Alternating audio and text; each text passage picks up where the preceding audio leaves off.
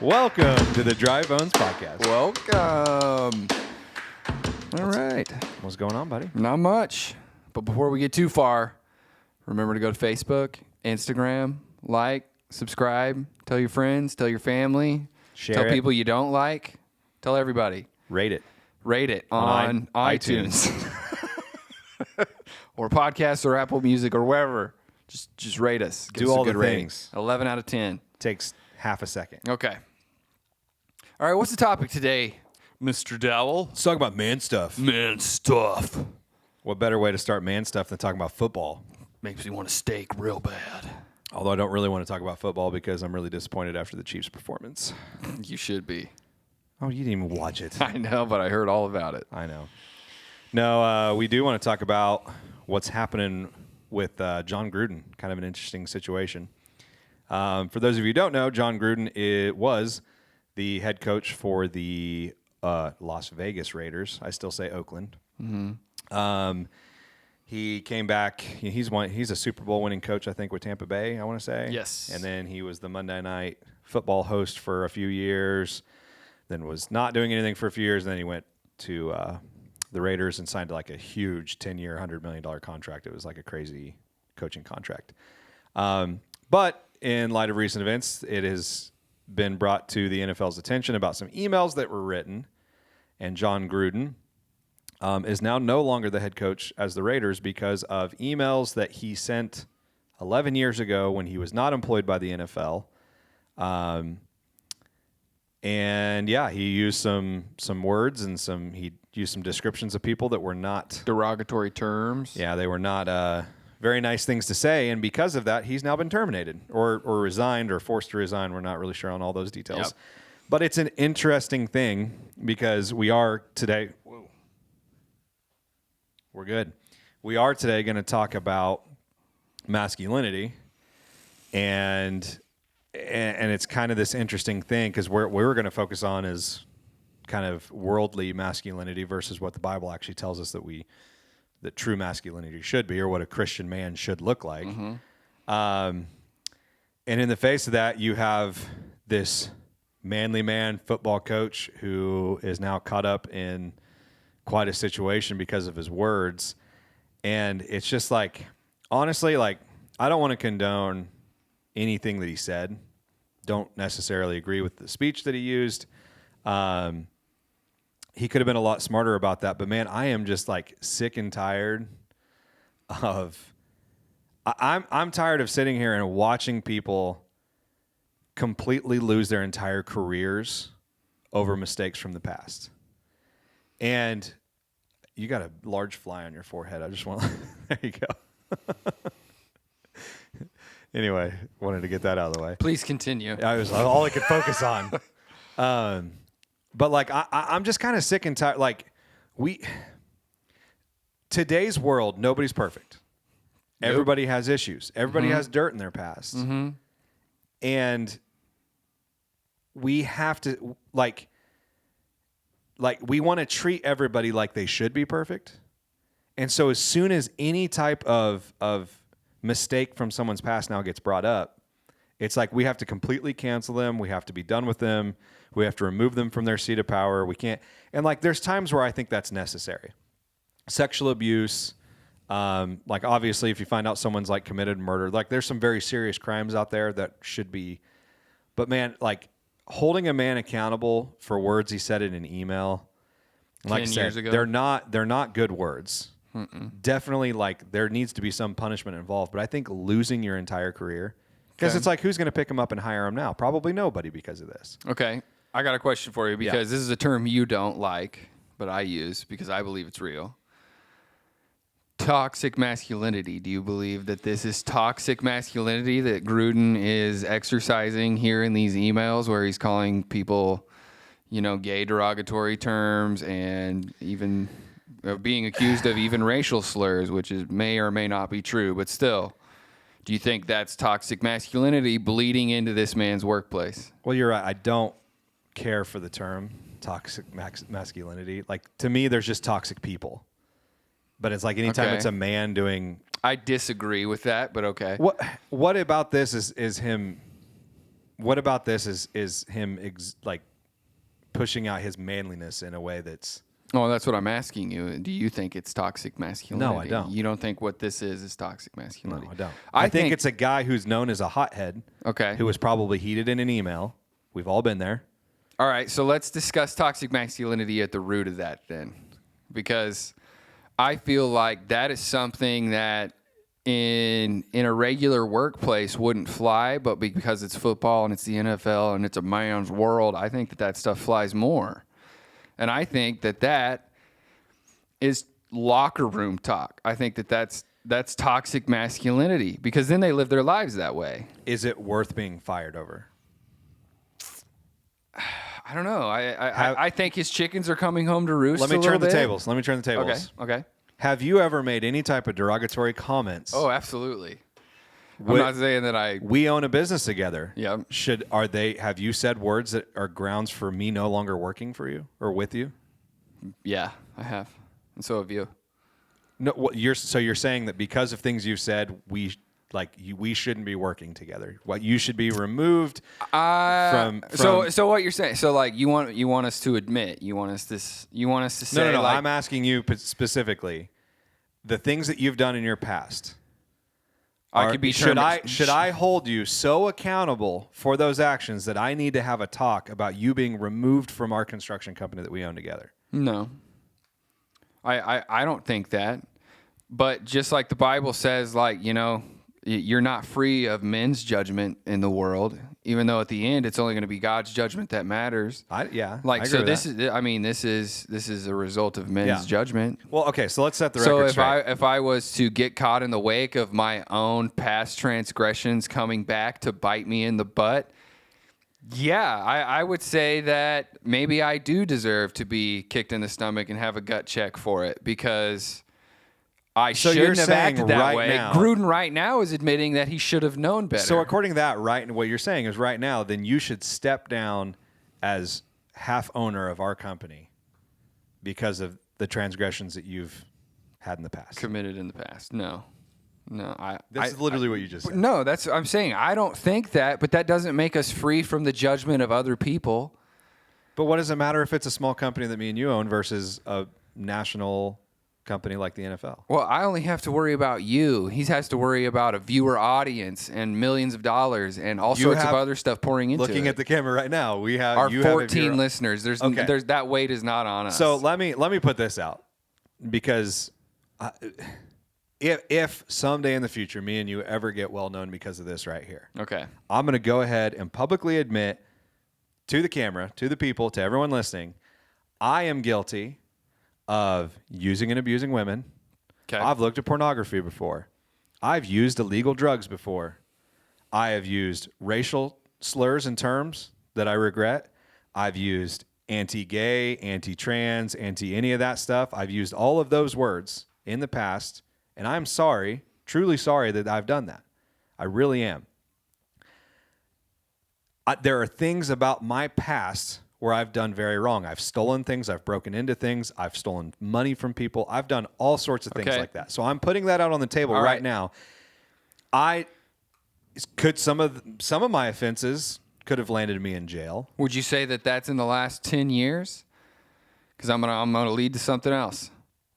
Well, probably. Because if Gruden's this 60-some-year-old man, then Gruden should have known better even 10 years ago when he was in his 50s. Because I know the sins you're admitting right now, you haven't committed since you've been with your wife. What does it matter? Or any of that stuff. Well, this man was in a workplace environment, wasn't he? Like he was not working for the NFL when any of this happened. He wasn't even working for the associations that he's working for now.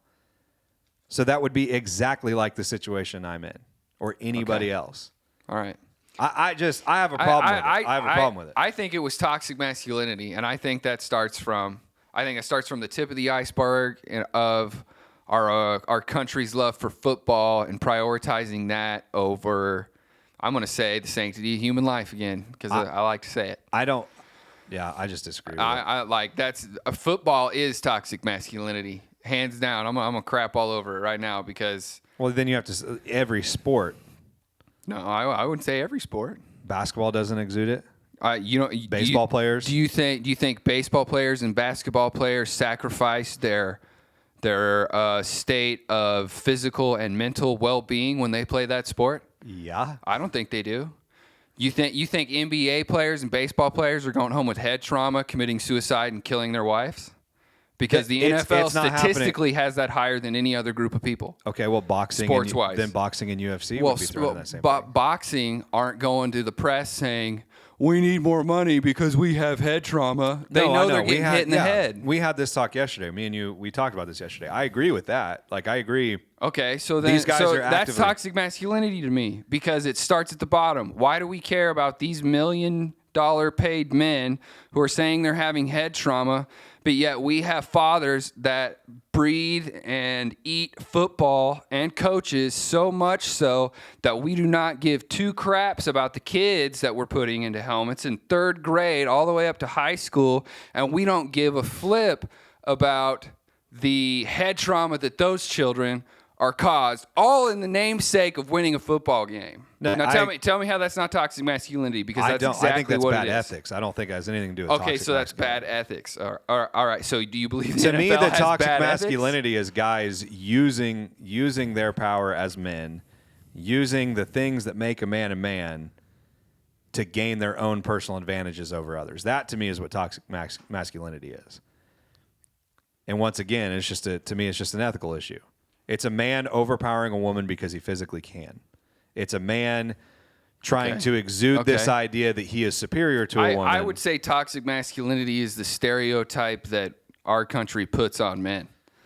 I would say that if you don't drive a big truck, play sports, have an interest in killing things, and all of that, especially out here in the Midwest, those are stereotypes that when those are filled out, and that's the idea of what masculinity looks like in a church that shuns the people who don't relate that way. Now you're getting somewhere. So when masculinity only looks that way, that alienates men. And I'm gonna. Yes. I have some statistics on that. And while you're looking up, that's a good point. I agree with you there. Our perception, and I wanted to do so many deep dives into this when I was a youth pastor. The problem is the talks were arguably not meant for that age group.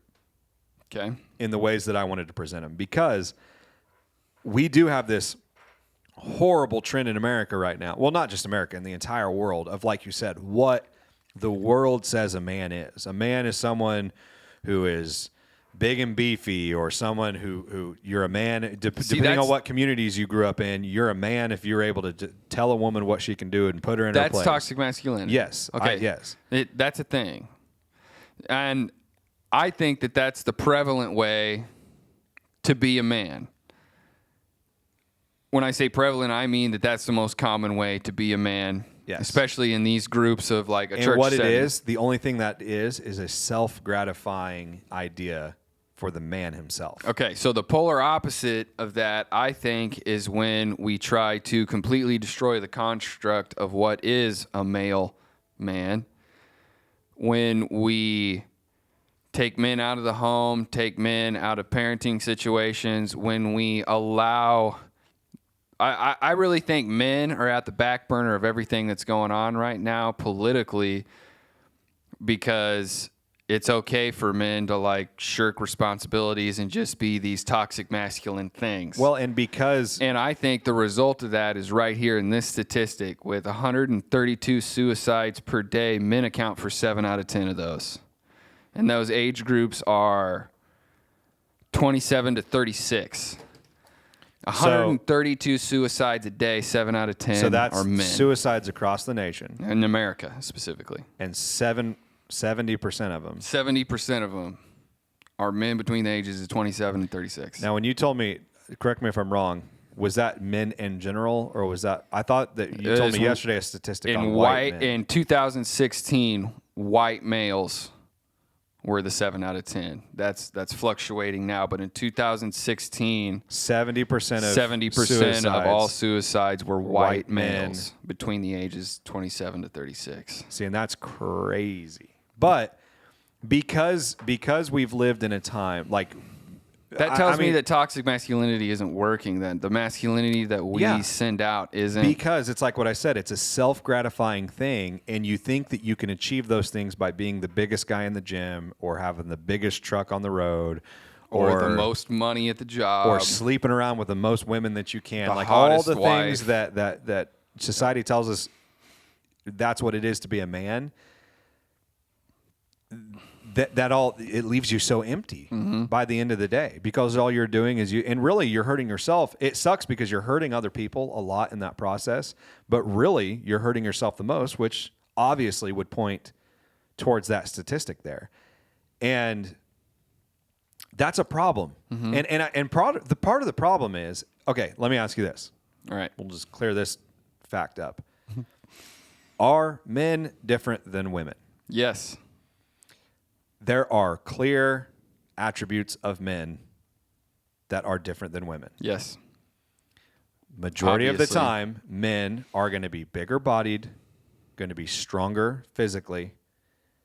We also have a tendency to be more, when I say be more stupid, I'm saying like the testosterone in our body causes us to be a little bit more wild and crazy, typically, than women. A little more brutish. Where women are a little more under control.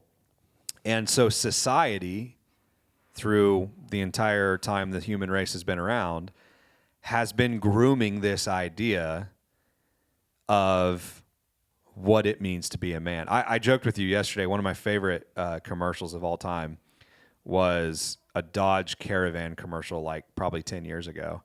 And it was talking about manhood, and it was saying, like, I can't remember what it was using for as examples of what men thought they were, but it said, what's more manly than filling a minivan with 8 passengers full of your children? And I was like, that's awesome.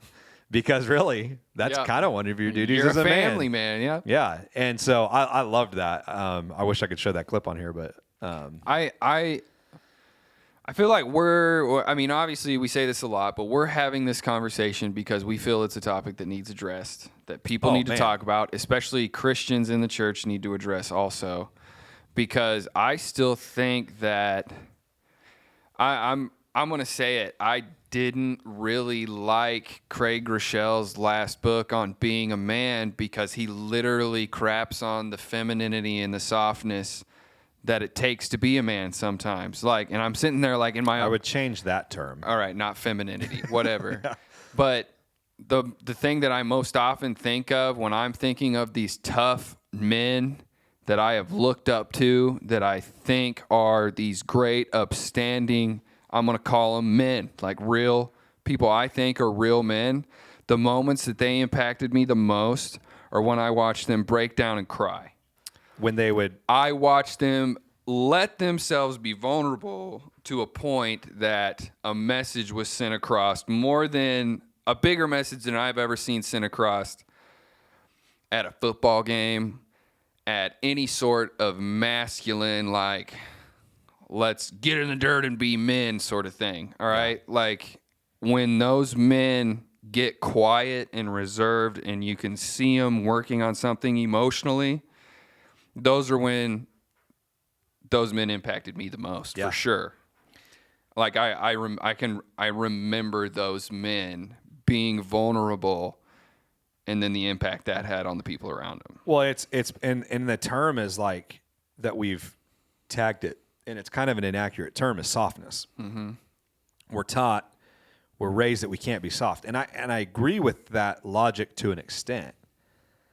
Men do need to be strong. They need to be. Mm-hmm. They need to have a hard exterior. They have manly responsibilities. Because what we're going to dive into here is, what does the Bible say about what it means to be a man, or at least that's the points that I have. Yep, me too. And one of those things is to be a protector of your family. And so to be the protector, you need to be strong. You need to be able to take hardship.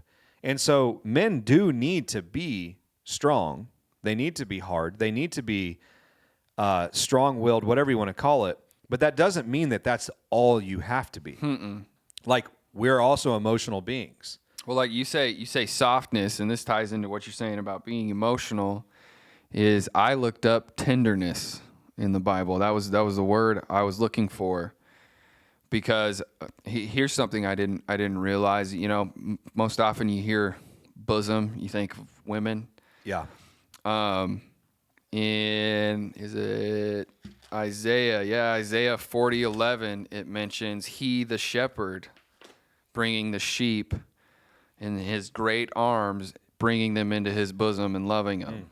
And in Isaiah 40 verse 11, he will tend his flock like a shepherd. He will gather the lambs up in his arms, and he will carry them in his bosom and gently lead those that are with the young. Yeah. Like, I can remember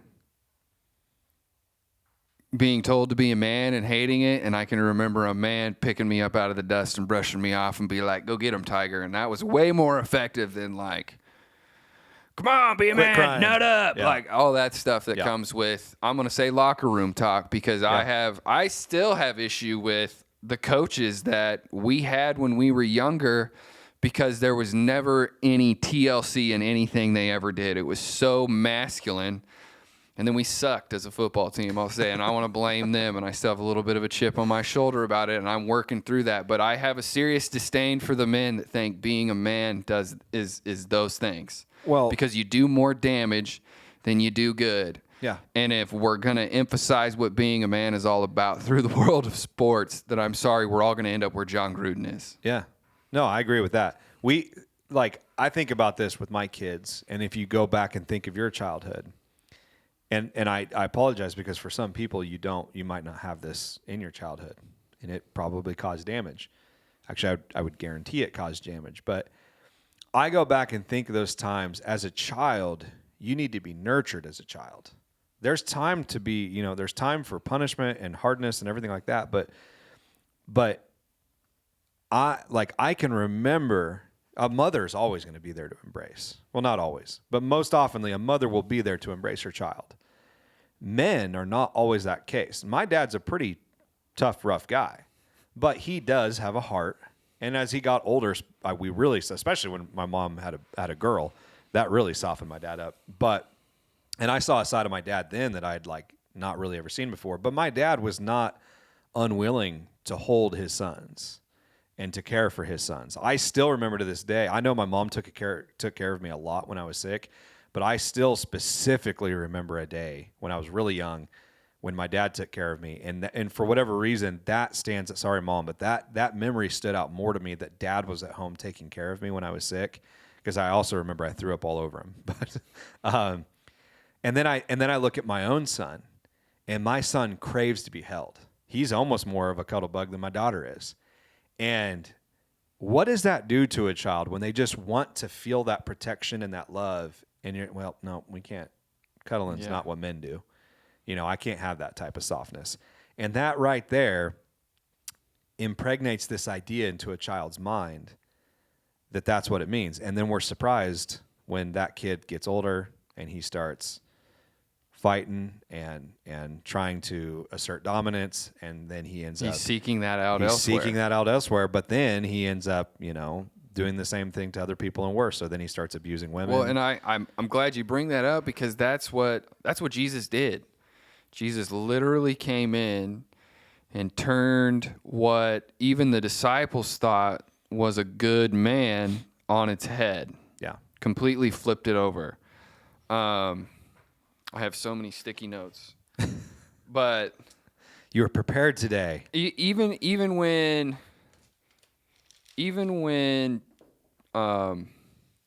Jesus is praying in John 17, he's talking to God.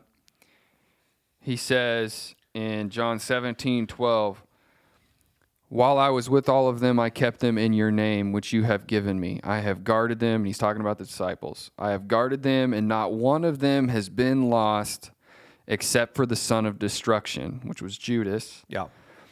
Only so that the scripture might be fulfilled. So it even hurts him to say, otherwise he wouldn't have brought it up. He just would have said, well, we knew Judas was going to go bad, and he would have just said, not one has fallen from my flock. But we're not going to worry about Judas. Not one has fallen from my flock. Yeah. But instead he says, except for this one, because it's impacting him, because he did love Judas. Yeah. He was one of the disciples. Yeah. If you've ever had anyone under you for anything, and they've turned on you or left you or spoke negatively about what you've done, that kills you inside. Yes. And it when he says that, I guess the way I read into that is like he didn't even need to mention Judas, but he did because it was weighing on him. It's a point of because he had love for him. He didn't just shove it down like men so often do. He addressed it. And then he does it again when Lazarus is dead and he shows up and he cries. And even the Pharisees are like, look at him crying. Look how much he loved him.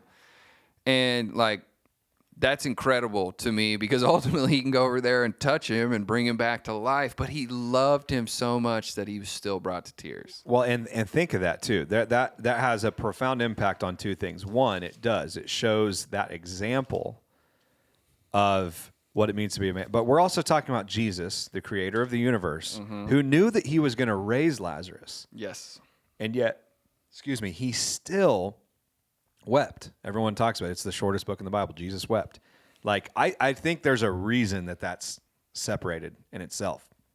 Because you have God who knew he would raise Lazarus, yet Lazarus dies, and the death and loss of his friend on earth in his earthly man body that Jesus dwelled in on earth is overwhelmed with emotion and weeps. Have you ever let yourself not cry or not let yourself cry? Oh, yeah, I do it all the time. You don't have that ability. But Sometimes I don't have that switch. Like, I'm a crier. I'll admit it. But, like...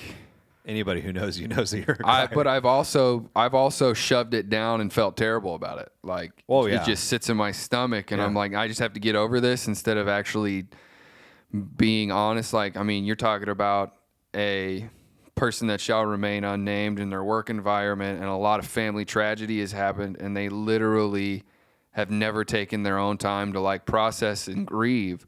Yeah. That's unhealthy. It is. And I'm going to say that even though that's a woman in that situation, men do that way more often than women and talk about it. Like, yeah. I know men that are like, I didn't cry. I didn't let myself cry. I don't need to cry. And I'm like, sometimes I'm like, crying is embarrassing. And sometimes I'm like, man, I just needed a good cry today. And it felt so good to cry. It just felt good to get it. Because you were honest about how you were feeling. Yeah. Instead of just, shoving it down. Yeah. Just keep cramming it down into your chest until you give yourself a heart attack. Like, no. Like, be honest about how you're feeling. So I'm flipping the script this week, and I'm going to ask you all the hard questions. Okay. I know the answer to this question. Just don't make me cry. I know the answer to this question, but I just want to make it clear for the people listening. Why is it? Are you bringing up the softness in Jesus and the emotional side of Jesus to cope with? So, like, between me and you are obviously more than emotional. I give you a hard time for it, but I love you. But that's also the difference of growing up with brothers, all brothers. True. And growing up with sisters, yes. all sisters. And your mom is also one of the most emotional people I know too. So Okay. and that was a big example in your life also. Not that my parents weren't emotional, but like my mom, it took a lot more to get my mom there. So it's a difference in how you're brought up. So would you say that you having a passion for bringing up this softness, is that for you coping with your own softness in your life to make you feel better about that because of the way the world views you? Or is there reason behind bringing up the softness in Jesus and the emotional side of Jesus? I think that it's probably a little bit of both, if I'm being honest. Like, I'm relating to it when Jesus talks about it because I feel I'm relating more to the tender side of that, because that's kind of how I carry myself. That's how I approach people. I mean, I know I can be harsh, and I know that I feel more spiritually fulfilled when I approach things with a more delicate touch. If anybody were to argue with that point, they would be lying to themselves. Well, and there's a time to be stern. There's absolutely a time to be stern. But yeah, I think I'm approaching it because, yes, I'm relating to it, and it's how I can see my own tenderness as a tool to be used for ministry, along with my own masculinity. Yeah. Because I think those two things should be coinciding. Yeah. But when you ask the question, Am I doing it because that's how I am? I'm doing it because I think I've seen masculinity trump this and it be unhealthy for people around me, people I love, people I know. And I have done a ton of men's studies, been asked to, even been dragged to, and voluntarily read myself. And I feel like tenderness is something that is so glazed over in those studies because it's just like, and then here's this little moment that you can be tender as a man, and then the rest is all about being man. I am all that. And I'm like, no, like, there's a balance. Jesus not once came in and was like, well, I need to win. Jesus not once came in and was like, well, I'm going to go hang with them because they look like the cool kids.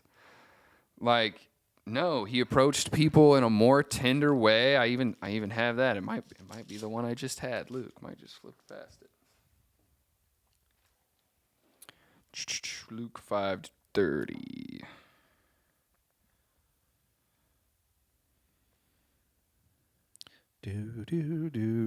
Yeah, I know. Let's take a quick break for station identification. Yeah, well, here, you look that up. Okay. Well, no, yeah, we'll take a quick break because I have kind of some points of Jesus' life that I want to hit too that aim more towards what masculinity in the Bible looked like. So anyway, we'll take a quick break and we'll pop back in here. All right, so hit us with that in Luke. Right? Yes, I was looking for Luke 6:35. Love your enemies and do good and lend, expecting nothing in return, and your reward will be great, and you will be sons of the Most High. For he is kind even to the ungrateful and the evil. Be merciful even as your Father is merciful. That completely clears out the I need to be on top, I need to get revenge, I need to be the best, I need to be the greatest. That to me, that levels all of that out. Yeah, like, I mean, that's done. None of that is even applicable for how you should live your life according to Christ. Yeah, I'm hesitating because I do know there are times that you should like be that man. But like, how often do you read a men's Bible study and it's like, this is the time to fight, this is the time to stand up, and it never says like, this is the time to give someone a hug, this is the time to be broken with somebody. Yeah. This is the time to shut up and just hold someone's hand. And like listen. None of that is pushed to men today. Well, and I think the Christian world even sometimes lacks it. Oh, we do. Yes. We do. And a lot of people they'll look at the Bible and they'll be like, well, the Bible promotes, all sorts of unequal rights for women and blah, blah, blah, blah. And when you look at the New Testament, really the only constraint on women in the New Testament is when it comes to church leadership. And there's some clear instruction that Paul gives about that. And that's even debated a lot in the church. And you see a lot of churches like the Methodist churches and places like that allow women preachers. And so there's a little bit of room for debate for that. But there's reasoning behind all that. I want to jump into these points that I wrote down of Jesus' life as a man on earth and how he portrayed his lifestyle as a man. But prior to jumping into that, let's go back and look at the scientific part of this. Okay. Think of when man first originated, and we're going to go with creation story, not Big Bang. Okay. Or whatever, evolution, any of it. We're believers of creation here. So in the early times of man, outside of the Garden of Eden, humans had to face a lot. There was dangers everywhere. You had dangers with predators. You had dangers with other people. You had dangers with just the terrain that man grew up in. And so look at the physical aspects of man. They are not the childbearers. They are physically more able, like we talked about earlier. There are attributes of them that make them different from women. Women are able to bear children. Their bodies are specifically designed to nurse a child. Nurture. Yeah. Nurture and provide. That's what their bodies are specifically meant for. So it's a no-brainer that in early life, the man's role was that of protection. So think of that. Like they had to be there to fight that's off down to a basic to a very basic scientific description of man. That's not to say that a woman that doesn't have kids and is a CEO of a company can't have an impact for God. Oh, 100%. Because they can. Yeah, that's not what I'm saying at all. I'm Okay, not saying I just want to clarify that. I'm not saying the man's place is there being rah, rah, rah, and the woman's place is, oh, you need to be at home taking care of children. Yes. That's not. Now, there are healthy aspects of both of those. Yes. So let's dive into that. So if you look at Jesus's life, I kind of pulled these points up. These are 5 points of how he led life as a man. First was, and the thing, I don't have the website here that I pulled off of, but it was saying that real men are this. And so it says, first, real men prepare themselves as youth. And at first I was like, I don't think I agree with that because youth are dumb. like when we're young, we're dumb. Yeah. There's a reason the term young and dumb is around. But I thought, man, when you look at kids who like had an idea of what they needed to do at a young age and focused on and that. They had people to cultivate and it. Look at the success of them as adults. That's huge. And they use Luke 2 when they talk about Jesus constantly being found worshiping and studying in the temple. Luke 2:52 says that he increased in wisdom and stature before God and man. So that's a point that I made. Their second point was real men work. So Jesus, like, think of the physical work Jesus did. First of all, he was a carpenter, which in those times without power tools, we do a lot of carpentry. We have a lot of power tools to help us, and it's still hard.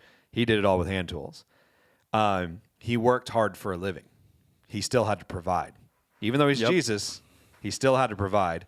Well, and then look after his carpentry years. Look at what he did as when he went on his ministry. That was not an easy lifestyle. They were constantly walking and moving. Think of what it would take to set camp up every day, to carry your camp with you, to have to provide for food, and that probably meant hunting. And even scripturally, and I can't remember where this is. I could probably look it up on my phone. But the disciples at certain times were already practicing toxic masculinity, where it was like, hey, Jesus, which one of us is the best of us? Yep. Which one of us is your favorite? Because one of them had to win already. Yep. And Jesus is like, oh, you silly gooses. That doesn't matter. And it doesn't. He literally turns that. Yeah. I mean, that's part of the imagery of the crown of thorns to me, is like, they've literally taken something that we all see as this great, high-ranking symbol of where a man is with power and flipped it on its head to mean pain and the lowliest of the low. Yeah. And, I mean, that's a perfect illustration of that. Yeah. Well, and so I'll continue on with that. Also in his ministry, think of the fact of the day in and day out, like just the work he did. It talks about how tired he was. Mm-hmm. From all the healing and the teaching that he would do. So he was a man of work. So he worked hard for what he did. Here's a big one. Jesus respected women. Talking about that world that we grow up in that has always groomed men to be superior. Well, look, he sat with women. He sat with women. And the disciples here's the were big like, thing. So like the woman at the well. That's a huge thing. And what people don't understand, it's like, oh, well, whatever. You talk to a woman. You were never to be caught dead talking to a woman alone. Yep. That was not your wife in Jewish culture. Yep. That was a huge, big time no-no. Yeah. And it was frowned upon. And then she wasn't even a Jew, was she? She wasn't even she was a Samaritan woman. That's right. Yeah. She was a Samaritan. So he respected women. He talks many times of his respect for his own mother. And then he went out of his way to heal women too, and not to mention the amount of he hung out with prostitutes. I know it sounds weird to say that, but he was in the midst of prostitutes. Well, and the lowest of the low in that community. Let's look at. I'm going to say it. Let's look at the masculinity of those women and how they conducted themselves, because Mary Magdalene's one of the strongest, I think, characters that you can study up on. I mean, same with his mom. It takes a super strong woman to watch your kid be crucified. Yeah. And to not fight it, to just let it happen. Yeah. That's... Well, All right. Yeah. To bring that point back up, we'll get to that in a sec. The fourth was that he loved kids. He made an effort because once again, kids in those days were kind of shunned out and weren't allowed for the big boy talks and all that type of stuff. Jesus actively sought out the children. And the biggest thing, one of the biggest things I think, and I think this almost pertains more to today's world, is the self-control that he practiced. And the point is more his temptation in the desert, his temptations to sin and to take what the devil was offering him. And the reason I think that is so big is because a man who has no self-control is not exuding what it means to be a biblical man. Yep. Because think about that. Whether today, the more women you sleep around with, the manly you are in the world's eyes. Mm-hmm. The more beer you can drink, the manly you are. The harder you hit. The harder you hit, the manly you are. All these things that all can boil down to self-control. But when you see a man who's self-controlled, who is able to control his temper, to control his desires, to control just that sin nature in his body, that is what it means to be a biblical man. Well, let's look at what, like, so in Corinthians. Well, hold on. Sorry, let me. Okay, finish. To tie that back to what you just said about the cross. Not only that, but the self-control for Jesus to take as a man what happened on the cross. When, like you said, if it was me or you who was the Messiah coming, or in our mindset, the Messiah would be, well, someone who's going to come in and wipe out Rome. He's going to come in, guns blazing, manly man. We're going to go take out the Romans. The white horse. And instead, no, what did he do? He practiced self-control, and so much so that he gave up his own life for the others around him. And that's not something. It's something that, like, the Army teaches, kind of. There's good aspects of that around the world, but it's not something that's taught throughout. I think that kind of boils into, like, calling. Like, what is your calling? What is God asking you to do for the kingdom? And I think that there's lots of guidelines in the New Testament about how to do that. First one being, Paul's talking to the church in Corinth, 1 Corinthians 1:26, "For consider your calling, brothers. Not many of you were wise according to worldly standards. Not many were powerful, and not many were of noble birth. But God chose what is foolish in the world to shame the wise. God chose what is weak in the world to shame the strong. And God chose what is low and despised in the world, even things that are not, to bring to nothing things that are, so that no human being might boast in the presence of God." Like, so I mean, that last part's killer. Like, that's slapping bragging rights, as any man would say, in the face. You have no bragging rights, so shut up and be humble. As Kendrick Lamar would say, be humble. Yeah. Corinthians, 1 Corinthians again, 13:1, speaking without love. "If I speak in the tongues of men and of angels, but have no love, I'm just a noisy gong or a clanging cymbal." Yep. And then the kind of the last thing that I had that I wanted to hit on was part of being a man is also providing so much to the point that you reach this top of the pyramid of money that then you don't have to worry because money will take care of itself. I'm going to retire and I am going to do absolutely nothing. And this money then that I have accumulated as this man will take care of all this stuff for me. I am going to avoid confrontation and burdens, and I'm just going to live comfortably the rest of my life. Yep.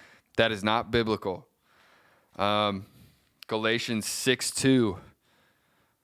Brothers, I'm just going to read 1 and 2. "Brothers, if anyone is caught in any transgressions, you who are spiritual should restore him in a spirit of gentleness. Keep watch on yourself, lest you too be tempted." Verse 2, "Bear one another's burdens, and so fulfill the law of Christ.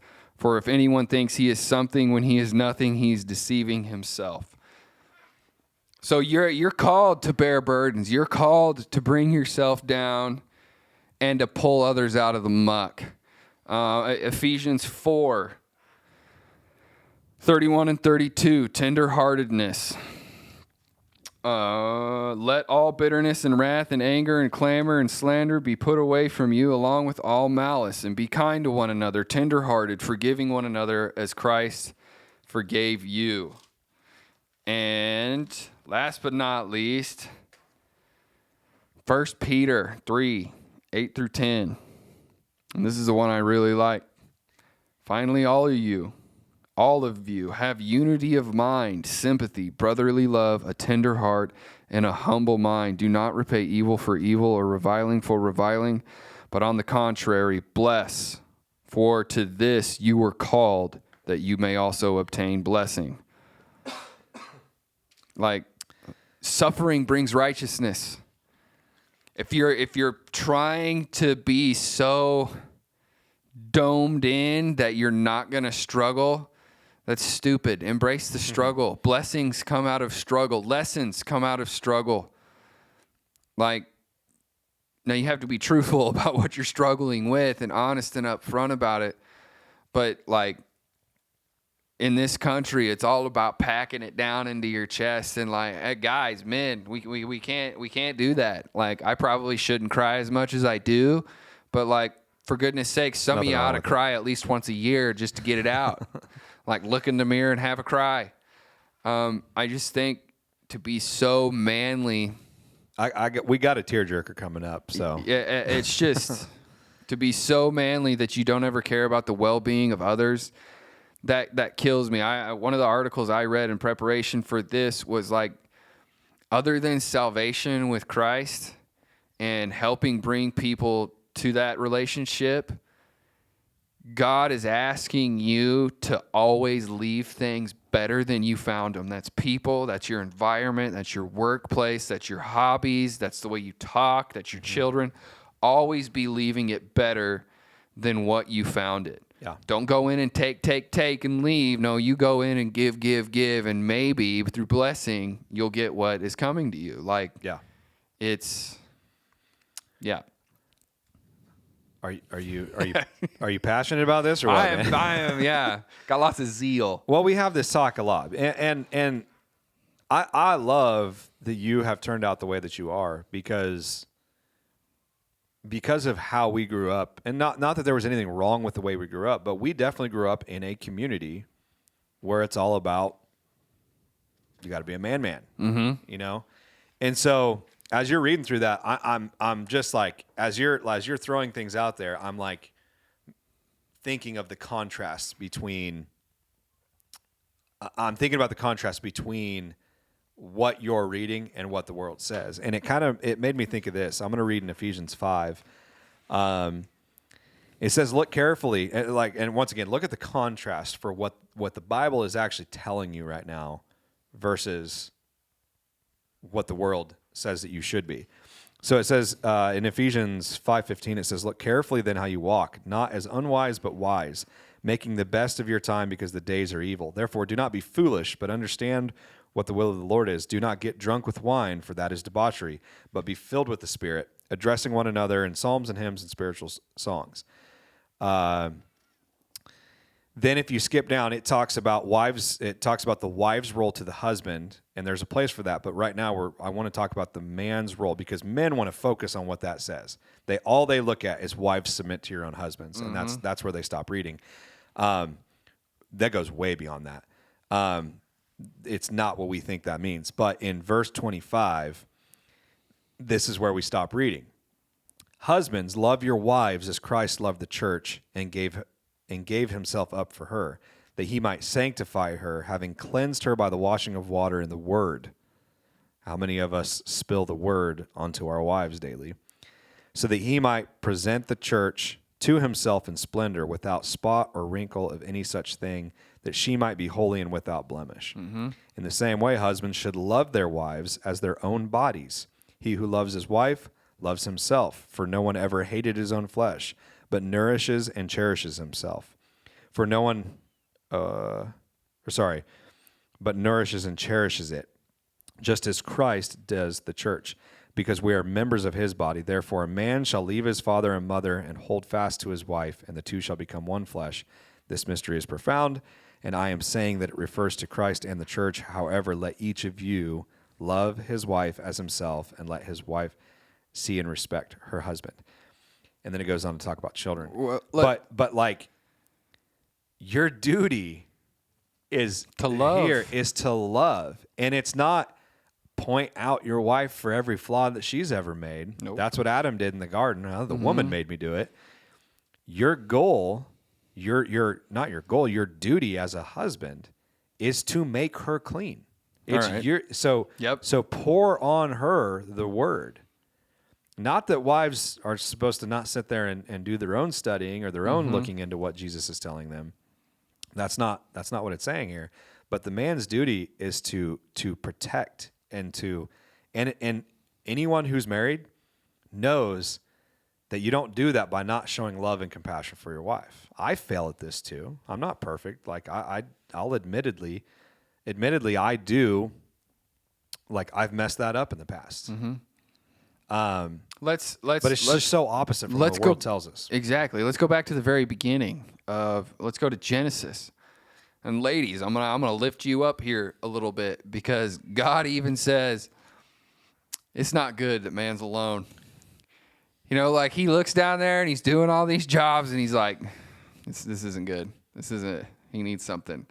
Like, we need women. Yeah. Like, we absolutely. So, like, men, the mentality of, well, I got this. I'm going to do it all by myself, and I don't need anyone's help. I hate the term self-made millionaire, because there's like 40 to 50 other people in the background of every other millionaire pulling strings, and they are not self-made. I hate it. That's a good point. When musicians say it, like, I got here by myself. You have a 20-person recording team. Shut up. Like, self-made is a joke. And I like that. I love that. In the beginning, God says, this isn't good. It is not good that man is alone. My wife told me sometimes men after a certain age, if they're not married, are kind of weird to be around. And I was like, that's harsh. But it's true. It really is true somewhat. Like, there are like some awkward guys. Like, but to each their own, and God has, everybody's own path laid before them as God would see fit, not as we see fit. But still, like, were not meant to be alone. We were not meant to do this by ourselves. So quit being such an American man and break down a little bit. Yeah. That's been my TED Talk. I'm Isaac Clemens. No, I think it's good, man. Like, all right, well, let's put you to the test here. Not you, but the listeners. Okay. So we're going to wrap this up here, but I have an awesome thing to share, and it will require some participation from you, because I don't have the tech savviness to add it to this video. What I want you guys to do is I want you to hear this story, and then please, please, please go check it out. We will be sharing this story, or the video of this story, through all of our social media stuff. So we will have it on our Facebook page and on our Instagram pages, hopefully.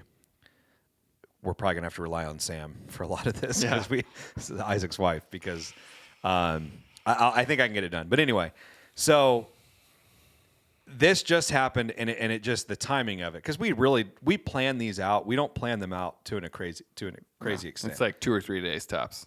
And then God provides the rest, because this is just a cool story.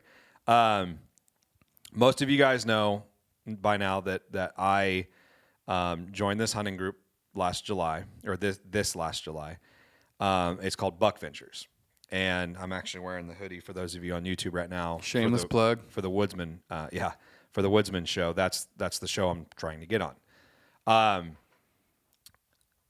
What I'm about to share is the reason why this made a difference for me. Like, there's a reason why I jumped on board with these guys. It's way more than just being a hunting show. Like, I could care less. Like, getting onto the show and making it on TV would be this really cool thing. That's not my purpose behind this thing. My purpose is the mission of what these guys do. And there were more tears shed. This was maybe one of the more manly events that I've ever been to, when I went to their conference. But there was more tears shed there than I've ever seen at a men's by that conference. many men in a long time. And it wasn't specifically a men's conference. It was like a summit for their group. But anyway, we were introduced to a guy. I never like personally met him, and I kind of regret that. But I was around and heard a lot of conversations and heard him talking a lot. But there's a man that's part of the group this year called Wesley Weaver, and he has cerebral palsy. He's been wheelchair bound, I believe, his entire life. And he just wanted to come on to Buckfinchers just to be a part of the group. He's never hunted a deer in his life. He's never been able to because of his cerebral palsy. But he loves Jesus. And so he saw what they were doing, and he wanted to check it out and be a part of it. And so he comes, and he makes all sorts of friends while he's there. And the really cool thing that I watched happen was that a couple of our sponsors on the show, Vortex Optics and Excalibur Crossbows, got together and gave him over $3,000 worth of equipment for him to try to go shoot a deer this year. It was a crossbow on a very, very nice mounted tripod with a scope, the whole thing. They gave him everything he needed.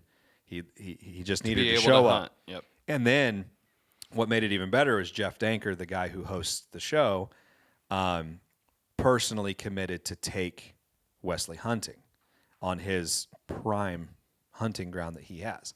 And so, really cool situation. Well, this last weekend was when that happened. And if I could have gone, I would have gone. We had the invite to show up. But they went above and beyond. They took him hunting. He got his first deer. They did that thing. But then a couple guys went out and went even beyond. I don't want to get his name wrong, so I'm going to look it up here. It is Darren Smith. I know there was other guys involved, but I know Darren Smith was kind of the lead behind this. They went out of their way, and if you've ever seen a wheelchair-bound person go hunting before, a lot of times they're on like these crazy wheelchairs with like tracks. They kind of look like a army tank tracks. Yeah, like army tank tracks. Super expensive. Yeah. They surprised Wesley with this and captured this thing on camera of them presenting this to him when he showed up dying. He had no clue they were like no one asked them to do it. They just And I would call the men in the video men. Like yeah. I mean, you got boot wearing, animal killing, bearded men. Yep. by worldly standards. Yeah. Breaking down and giving a gift to this man. And coming down and helping somebody who's always had a dream in this, but has been I think Wesley was perfectly fine never having killed a deer in his life. Oh. I know he had the know contentment he wanted of Christ. to. But he was content. He knew what his purpose was for. And these guys went above and beyond. And so I'm not going to get, I don't want to get crazy into the details of how it all played out. I want you to cry. Well, I won't be able to do it retelling the story probably. But I cannot watch that video without doing it. And then hearing just the okay, maybe I will.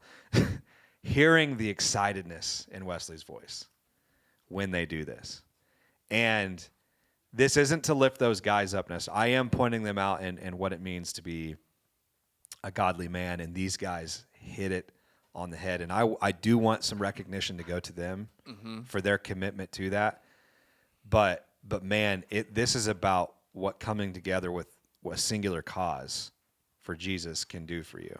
So anyway, I want to reiterate real quick. Yeah. Because Wesley was brought into this world robbed of the capability of doing all the things that make him a man by world standards. Yeah. And all of God's masculinity is still available to Wesley. Yep. All of it. Every single bit of it. Yep. And I see Jesus through in that video, and I'm completely disconnected from it. Yeah. But that's real. It is. That is real masculinity. It is. Yeah. Well said. You're man. praying because I'm not going to be able to. That's well said, because all Wesley cares about is sharing Jesus and glorifying God. And that is what is so cool about this. So kind of an odd way to enter this with a story about a video that we're going to share. But guys, please go watch this and see this, because that's a true example of that. So we'll get Isaac a Kleenex here when we're done praying, but let's go ahead and close in prayer. We'll end on that note. and then we'll get out of here for this week. So, dear God, I just thank you. Thank you for this beautiful day. We have beautiful weather here today as we're sitting in here and recording. And God, I just praise you. I thank you for giving us an example. Even though we as humans have horribly got what it means to be a man wrong, God, you have given us an incredible example of what it means to live a Christ-fulfilled life. God, you've given us attributes and things about us, each and every single one of us, that are all aimed at pointing glory back to you. So, God, I pray for me and Isaac that we can be reminded of this and be aware of when we're doing it wrong, God, so that we can bring that focus back on you and bring our lifestyle back to one that's fulfilling your cause, God. And God, I pray for each and every single person listening to this, man, woman, child, whoever it is, God. I pray that you show them how you've created them for a purpose. We are blessed to be in very good health, God, but there are people out there that have been given a harder stance in life. And God, that does. I thank you for Wesley as I'm thinking about it, because God, Wesley's a guy who does not let that bring him down. He joyfully sings your praises and brings glory back to you and points people to you, God, in a way that would be quite unconventional in the eyes of the world. So, God, I just thank you for that. God, I pray that as people listen to this day, God, that this is not about me. It's not about Isaac. It's not about our words, God. It's not about our passions, but God, it's all about you. We pray that we are just the vessels in which this is being sent out. We pray that this is your word, God. So, God, I pray that you bless everyone listening to this today.